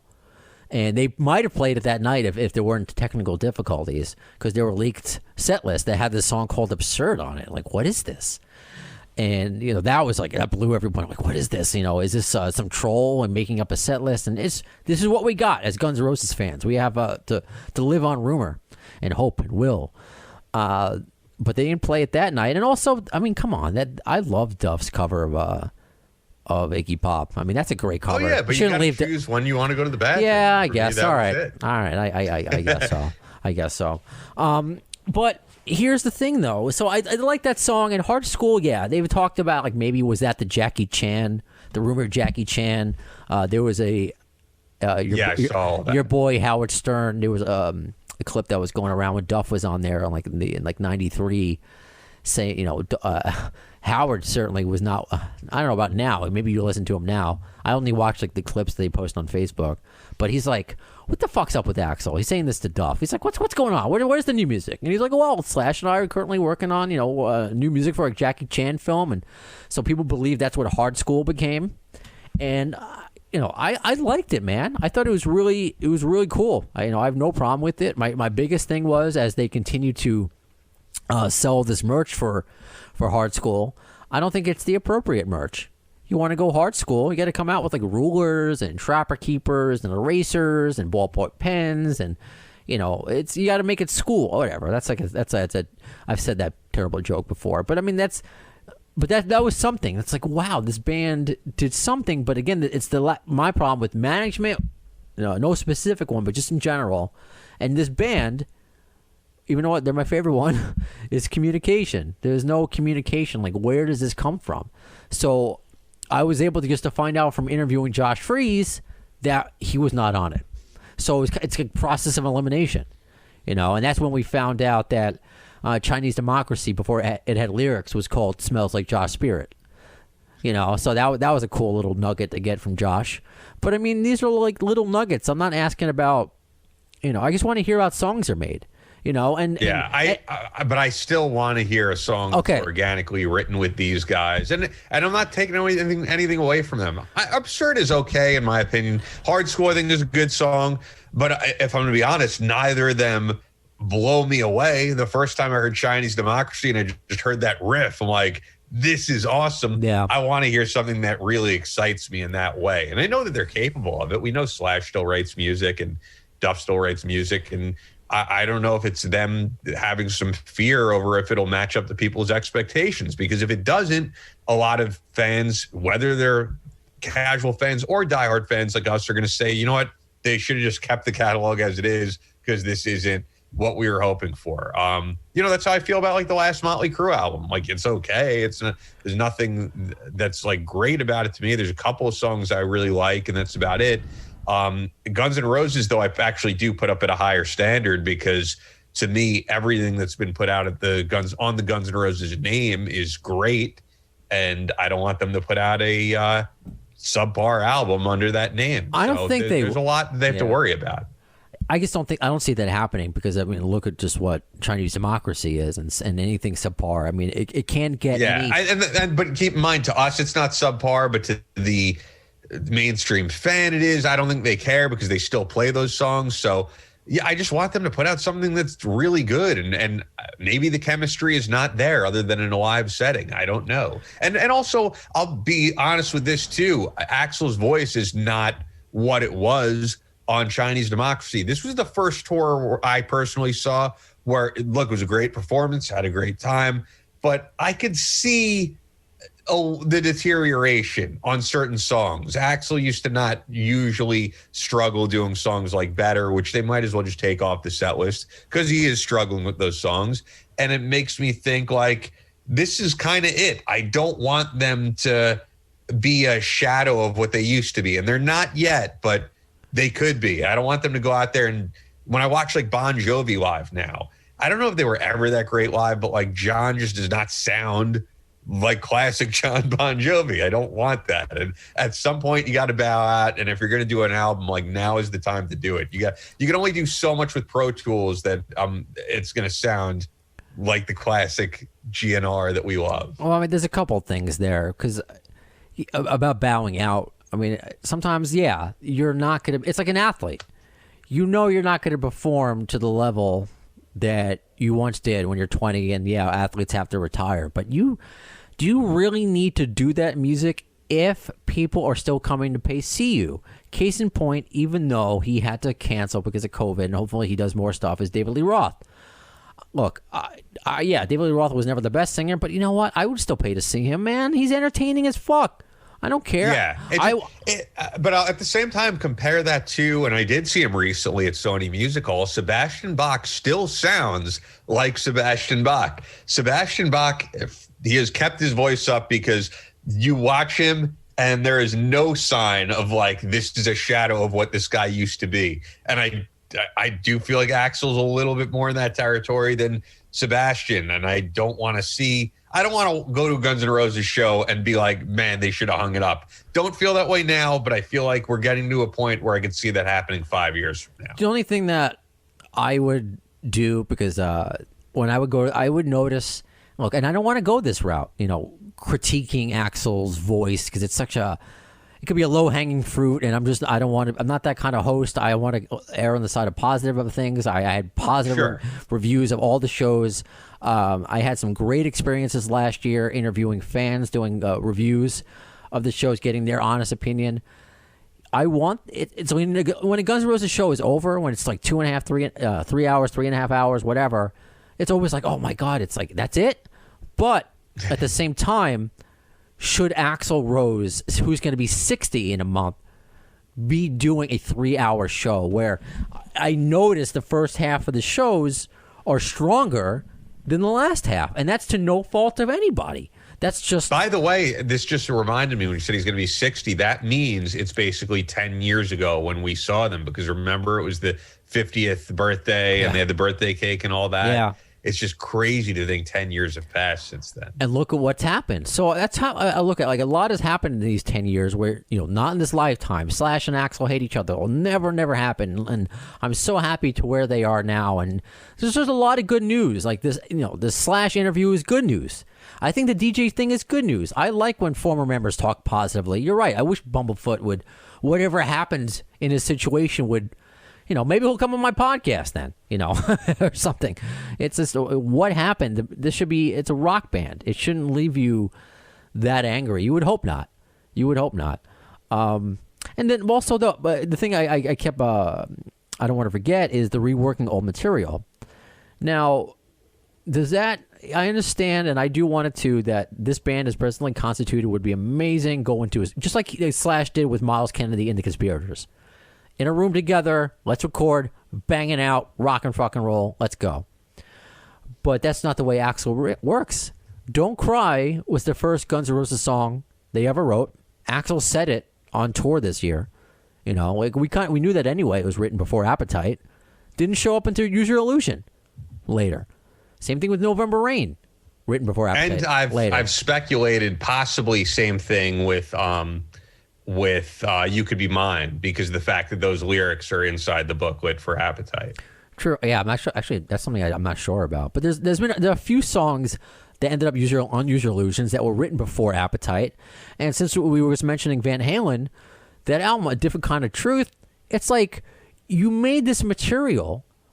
Like, I don't want it to go to waste. Like, I want to hear it. Good music is good music, regardless of when it happened. So I kind of want both. But that was Eddie material with, I think, during the classic times. I don't know. Come to think of it, but well, to say it is, it was always Eddie Van Halen. Sure, so and I know there's a difference. Different. You're right. It is not. It's not apples to apples. But I'm trying to think of.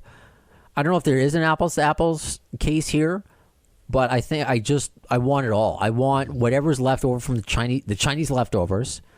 I think it's cool to hear Slash and Duff's spin on it, but I don't want all that time to be spent on that because I want to hear what 60-year-old Guns N' Roses also has to say. I want it all. Think just as a creative guy, Slash is like, he has to be thinking like, I don't want to do all the stuff that's already been written. Like, I want to put out some new material that I thought of. I think that's what he's doing with Miles Kennedy and the Conspirators. I think that's why.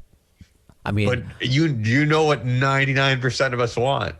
I know that, and it's look. I love Todd Kearns. Miles Kennedy could not have been nicer to me when I interviewed him. And actually, Todd, hopefully it should happen this year. Obviously, super busy dude. With them going on tour soon. And by the way, if you want to see the Slash show in NYC, let me know. I got to look into handicap seats for that. Todd said he's going to try to get Brent Fintz on and Frank Sedaris, who was also in Mammoth's band.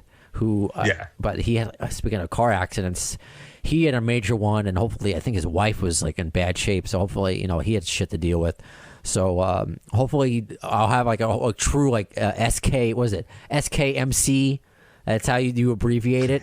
/ Miles Kennedy and the Conspirators episode coming up. But I think that's where Slash gets a lot of his energy out now. And I wouldn't be surprised to see if Duff coming out with, I don't know, it'd be silly if he called it Tenderness 2, Electric Boogaloo or something like that. But if he came out with his own side project. But this gives me more hope, though. This is not like we're just going to get these two songs, just like, here you go, Guppies, Guns N' Roses fans that are complaining on my GNR forum, and all you fans of Appetite for Distortion that don't shut up. Here's a couple of songs, and just, obviously, I know it's not that.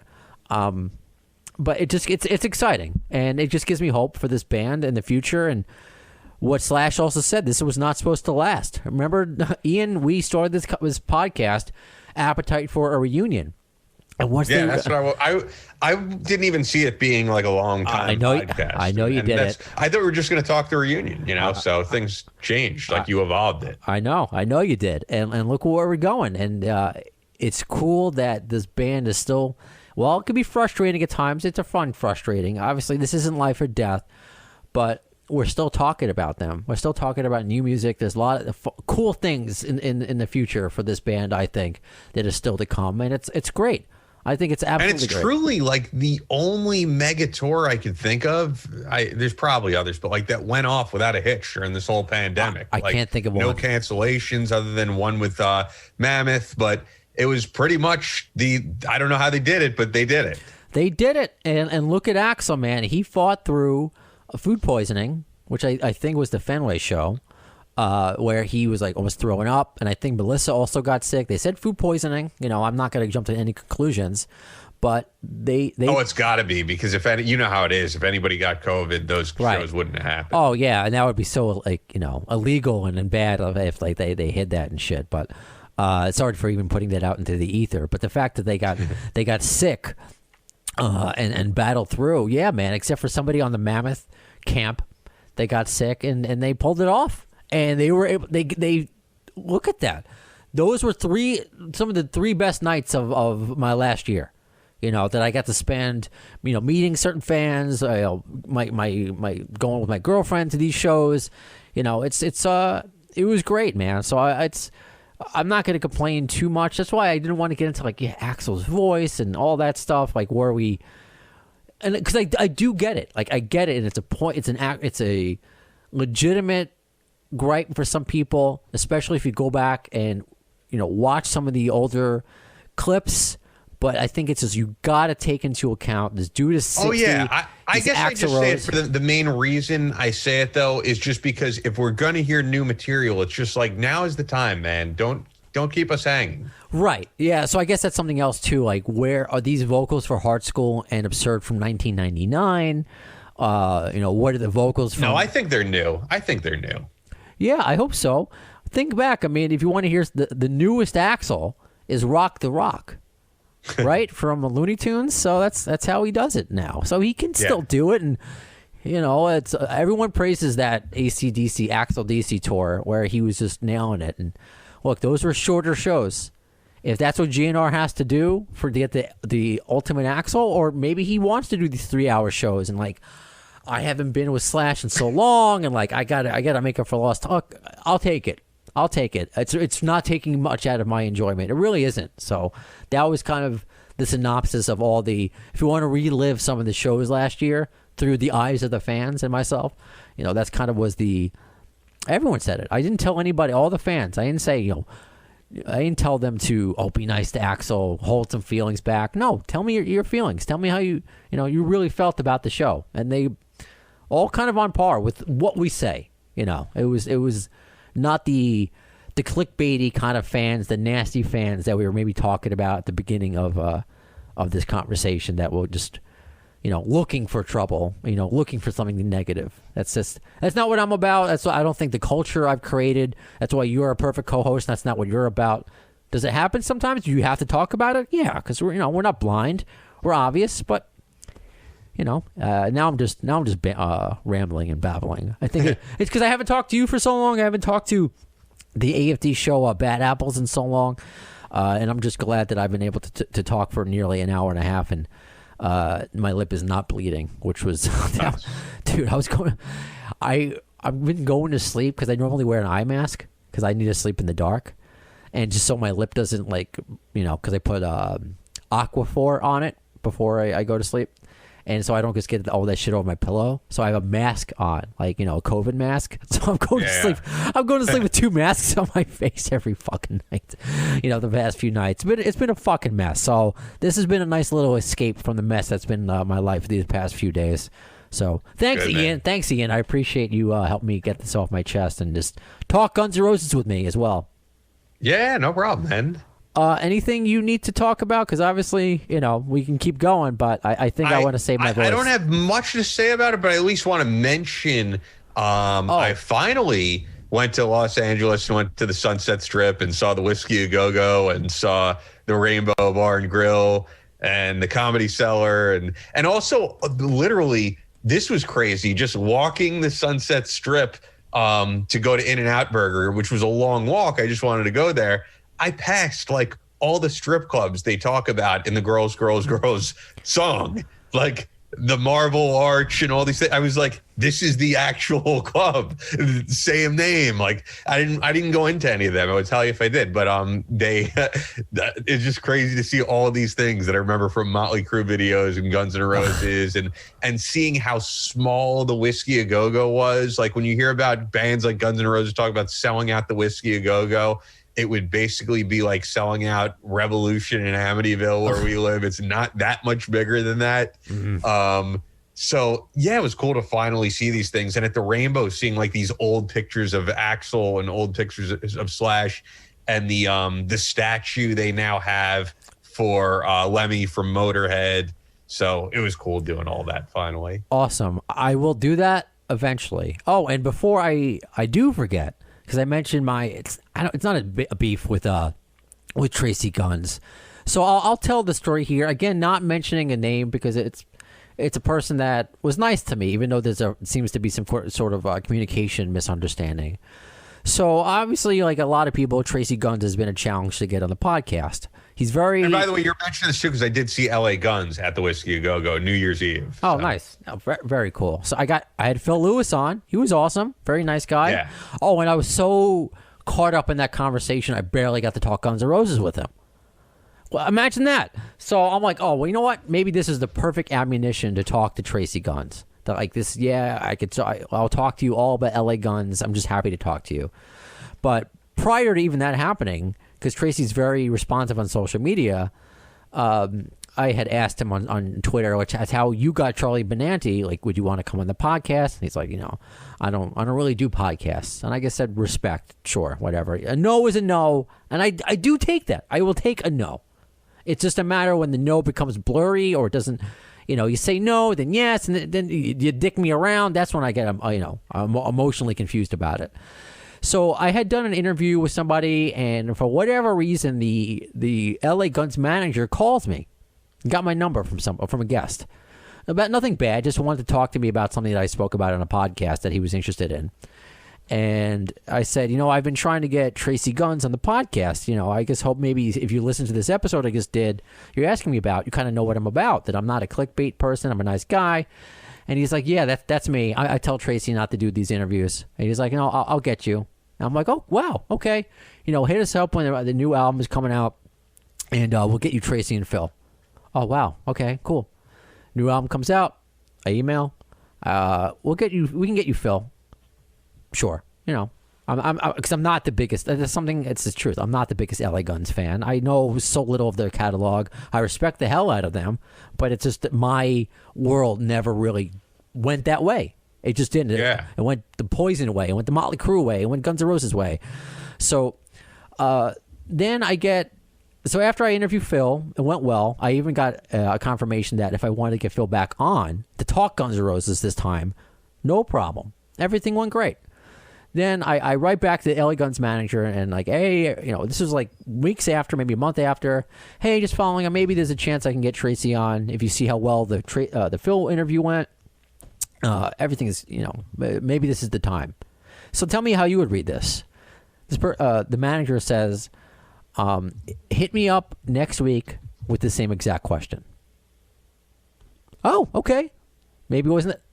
And I did that. And a day later, it was basically like, sorry, ain't happening. I don't think it's ever going to happen. I'll call you if anything changes. And then I see Tracy, he did some print interview with somebody or maybe on someone else's podcast. I'm just like, what the fuck? See, that's when I get offended. I was okay the first time. I remember tweeting to Tracy, respect, when he said no. But now I'm just like, what the fuck?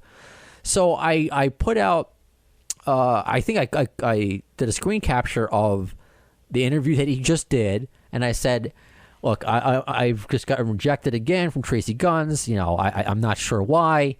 I've offered not to talk Guns N' Roses. I'm just really disappointed.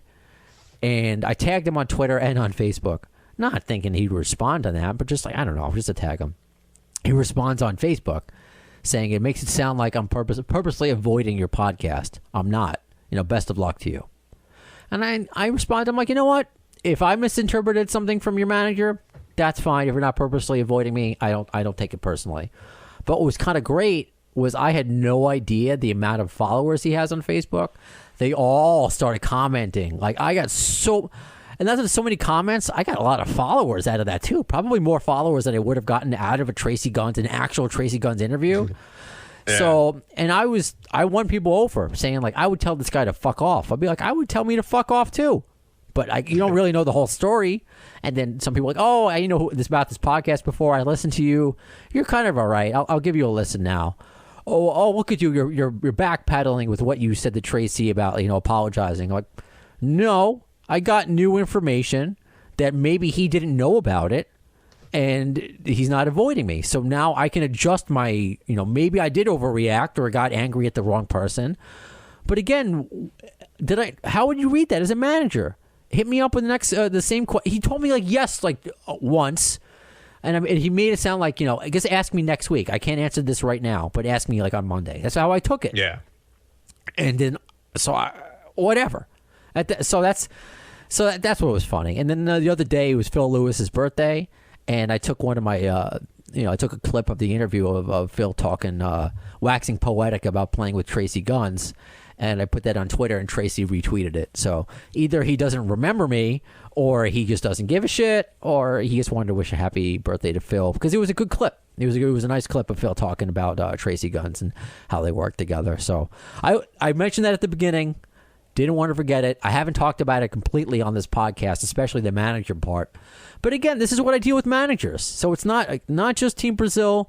and they've never been managers before, so maybe their job, especially their managers of Axl Rose, their job is probably harder than most managers.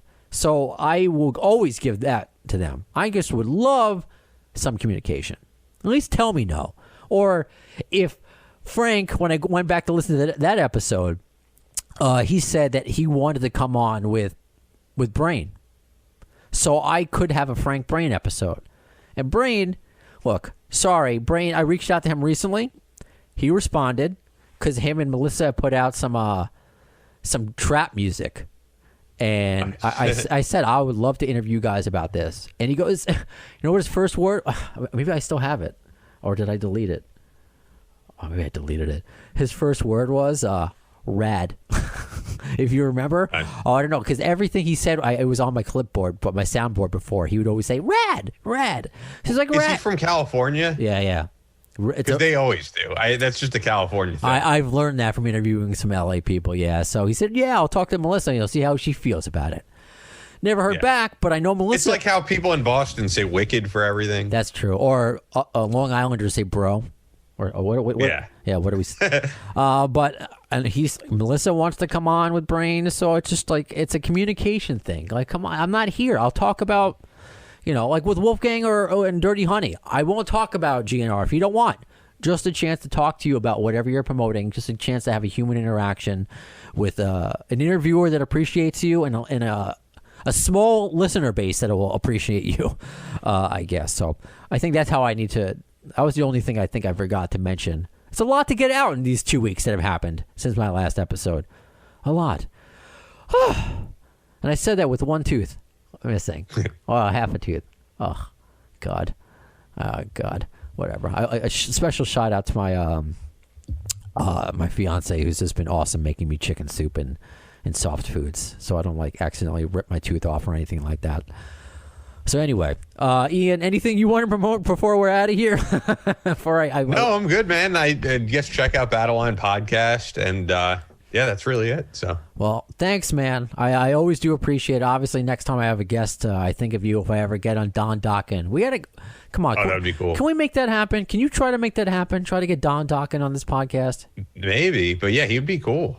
Yeah, I mean, I've never talked to the guy, but any of the '80s, like the super. I mean, I don't expect you. It's not like you're one of your Snapchat friends, but you've pulled some cool things out of your. We both have.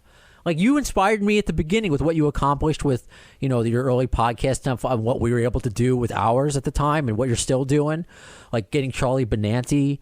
I said that before off Twitter. I had no idea. A real person can make money off podcasts until you. And I was like, this could really happen. So, I'm not making Joe Rogan money.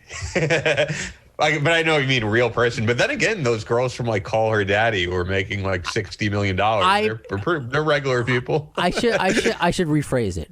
Real people making real expectations money.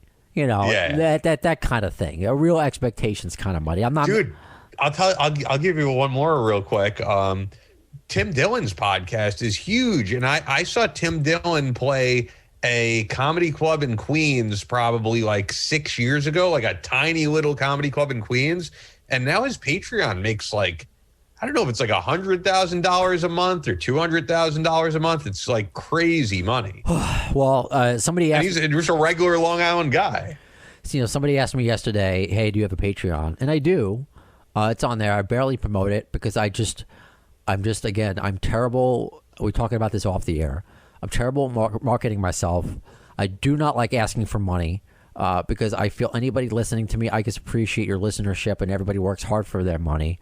But people who bought T-shirts, people who have donated to the Patreon, people who just follow me, anything, thank you. But this podcast, even though Ian technically left full time, episode 39, and here we are, nearly 300 episodes later. So much has been accomplished. I mean, my God, I'm sorry, Ian, since you left, Alice Cooper, Dave Navarro, Matt Sorm. I mean, I can't believe this shit that we've gotten on this podcast. So it's been an amazing ride, but there's still hills to climb over. And I explained some of those hills.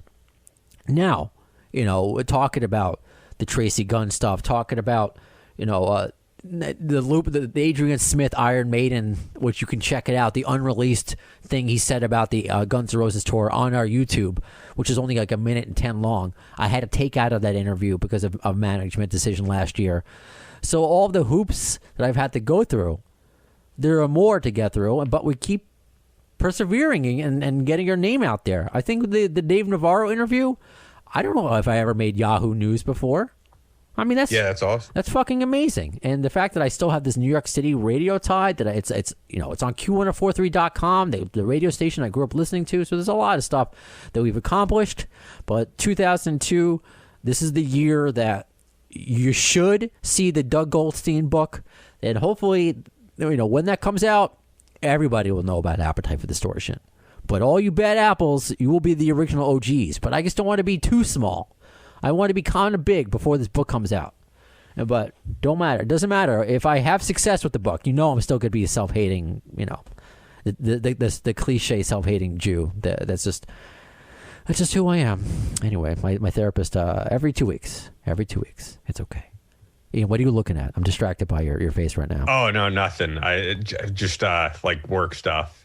Okay, I'll let you go. We've been talking for almost 2 hours. So thank you for everybody who's been hanging out on the first episode of 2022 of Appetite for Distortion. What are you going to see next? Well, I told you earlier, Ariane Buehler, will be taking is making his fourth appearance on the podcast, but this time it'll be a visual. I will be hidden behind a microphone to hide my freakish face. I feel like Kramer. Don't look at me. I'm hideous. Actually, but Ian says I'm not as bad as I think I am, but I don't know. I have high standards. That is to come. I don't know when the Wolfgang Van Halen Dirty Honey is going to be rescheduled, but that should be. Matt Storm is supposed to be rescheduled for sometime in the spring, and I think it's just like a lot of these interviews. They just come out of the woodwork and they surprise me, so I can't wait to surprise you. And the best way to keep the conversation going, what I said at the beginning of this episode, in between all these broadcasts, social media, Facebook.com/The AFD Show, Twitter @The AFD Podcast, Appetite for Distortion on Instagram. If you want to send us an email, which Ian set up so many eons ago, @The AFD Show or TheAFDShow@gmail.com. You can do that. You can submit a question for Doug's book that we can possibly answer within the book. Do that. And however you listen, YouTube, iHeartRadio, just please follow, subscribe, and tell a friend. So until next time, my dear Ian, when you going to see the next episode of Appetite for Distortion? In the words of Axl Rose concerning Chinese democracy, you'll see it, I don't know if soon is the word.